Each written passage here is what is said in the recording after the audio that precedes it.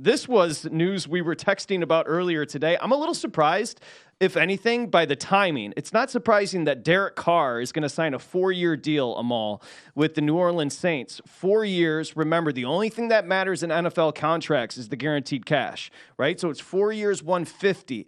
That averages 37 and a half. However, they're going to guarantee him $100 million. The only thing that shocked me here with Derek Carr to the Saints, and we'll get into the betting ramifications, is the timing. Like, he had plenty of time to wait for Carolina, to wait for the Jets to get involved and kind of use his leverage, and he went ahead and signed with the Saints here. You know what? You made a great point. You were a little bit surprised by it simply because you thought he would have had more leverage if he waited. But I think maybe the interest in the market may not have been as great as we're led to believe. And I'll tell you who the signing hurts is potentially to me is Daniel Jones, because Derek Carr signed for 150, 37 and a half per. I don't think Daniel Jones can command that type of money. So to me, I think it's one that's going to have a little bit of a setback for him in a negotiation. I think it's a pretty good fit overall for the Saints in a division with their defense they can win. The one question and concern I have is with Dennis Allen. His team has not shown consistency. If you look at it, their inability to win back-to-back games has been always a problem under his tenure. This will be, to me, something to pay attention to when you're betting the Saints throughout the course of the season. Well, you said Dennis Allen, and he coached the Raiders when Carr was drafted by the Raiders in 2014. He was let go, I think, 4 games into that year. But there's obviously some familiarity. And remember, he started Carr as a rookie, so he likes the quarterback. Here's the deal. And remember, Amal, I was talking all last week how I thought Derek Carr's ideal landing spot would be Carolina, just because they started to rebuild that offensive front.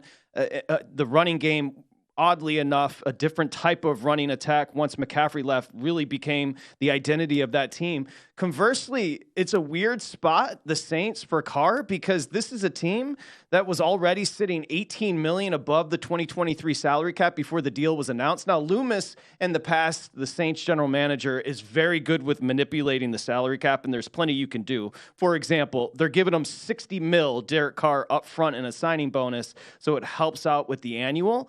But this is, whether it's letting safety Marcus Williams leave in free agency or letting Michael Thomas do the same, there's going to be some big changes on this Saints team because they're over the cap. Yeah, you're right about that. Thomas on a 5-year, $100 million deal, but also there were some issues behind the scenes with Thomas and the Saints. He has barely played in the last 2.5+ years, so I'm not surprised that this is a move where they're going to go away from him. But you're right. Mickey Loomis and when Sean Payton was there and now Dennis Allen, this team has done probably the best job in the National Football League at manipulating the cap. They always seem like they're $25 million over, and then the day they have to be under the cap, it always seems like, they made it just by $1. So that's domino number 1. Yeah. So it starts to get interesting, and you texted the big guy. You said there's more than one domino. I believe that's what you were talking about with the quarterback situation. Now, there's 2 quarterbacks by tomorrow. Remember, the deadline for the franchise tag is tomorrow. So there's 2 quarterbacks that are going to be in that spot, and that is Lamar Jackson. They're going to hit him with the non-exclusive tender, which essentially means he can then go and negotiate with other teams. If he were to move on from the Ravens, Lamar Jackson, the Ravens would then come back with 2 first-rounders. That's also the situation the Giants are in with the aforementioned, who you mentioned, Daniel Jones. Remember, they didn't pick up that 5th-year option. I think they botched it, the Giants, by not picking up the option.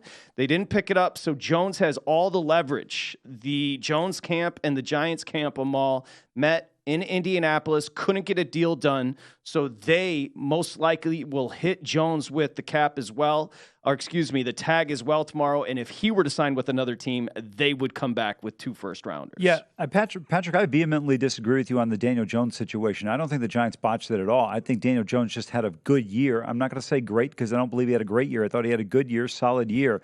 And based on what we had seen in the previous 3 seasons, there was no reason to pay Daniel Jones on that rookie deal $25 million in 2023 until you saw something out of him.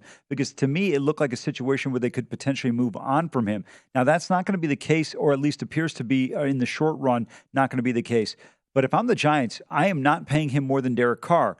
I think Daniel Jones is somewhere in that $30 to $35 million range. And yes, it is more than they would have paid him initially. But I think one of the biggest mistakes we see teams make, not in the NFL, but just across the board in sports, is signing guys to long-term deals that are not necessary. We saw your hometown Tigers sign Miggy Cabrera to a deal with 2 years left on his deal when Mike Ilitch gave him that 8 for $248. We saw Ryan Howard get an extension with 2 years remaining on his contract. There's no reason to pay guys in the long run in terms of a long-term deal until necessary. Sometimes you're better off overpaying or do like the Dodgers with the Trevor Bauer deal and just put a high market value on a short-term contract so it doesn't eat into your cap or your money. Yeah, there's going to be a net negative. You mentioned Miggy Cabrera. I think they gave him that deal off the heels of a Triple Crown season. He was a fan favorite. The Tigers were in an impossible spot. You knew you were going to eat the last 3-4 years of that deal. You're not wrong. You know, when you think of big deals in baseball, there's not many that work. Max Scherzer worked out for the Nats, if we're being honest. There's just not many that work out over that 10-year period. Going a little off topic here, but at what point in time does somebody wake up in baseball and say, you know what, I'd rather pay Aaron Judge $50 million a year for 2 years and $100 million instead of paying him 8 years, and I know he's going to suck on the back end of it. To me, the Miguel Cabrera one, I get your point about the Triple Crown. He had a phenomenal year. He wins the MVP, but he still had a couple years left on the deal. I would have said, listen, Miggy, instead of giving you $248, I'd rather give you 4 for $124, or I'd rather give you 4 for $150, but I don't want to pay you an additional $98 million over 4 years when you're not going to be worthy of it. Well, if Miguel Cabrera can play quarterback for the Giants, then you're right. We're going to go off topic a little bit here. It's just because we're going to see a deal on a guy like Jones who's not worth that kind of money. Well, and that's your point. So if they hit him with the tag, he's going to make a little over $32 million. He's reportedly asking Daniel Jones for somewhere right around $45 million. Amal, I know he's 25, 26 years old, and Carr's going to be 32, but Carr just signed for an average of what, 37 and a half? Right. So again, however, by not picking up that option, and this is where I said that the Giants botched it, by not picking up that option, that's where now Jones, by playing well last year, has all the leverage. And as the big guy and I were talking before the show, what are they drafting? 26th? They well overachieved last year, so they're not going to be able to draft a quarterback unless they move up. Yeah, no, I would agree with you there. But, you know, the one thing Josh Towers, former big league pitcher who's a contributor here at VSiN, always talks about is guys play their best in free agency. We saw the season that Aaron Judge had. Jones does the same thing. Is he going to be able to duplicate that type of season? When you look at Jones at quarterback for the New York Giants and you look at Philadelphia, Dallas, potentially depending on who winds up in Washington, you look at the rest of the landscape in the NFC with the 49ers and, of course, you know, Green Bay and Minnesota. To me, are they beating these teams with Daniel Jones in the postseason? I don't believe that's the answer. Now, they did beat Minnesota this year, but still, overall, we saw in the game against Philly, they look like a high school team against a college team. No, I completely agree with you. Jones is not worth $45 million, but we talked about the dearth of talent within the market as far as a high level. Look, and if you're talking about the quarterback position, there's, 6 or 7 that do it on the planet. Correct. At an elite level. Right.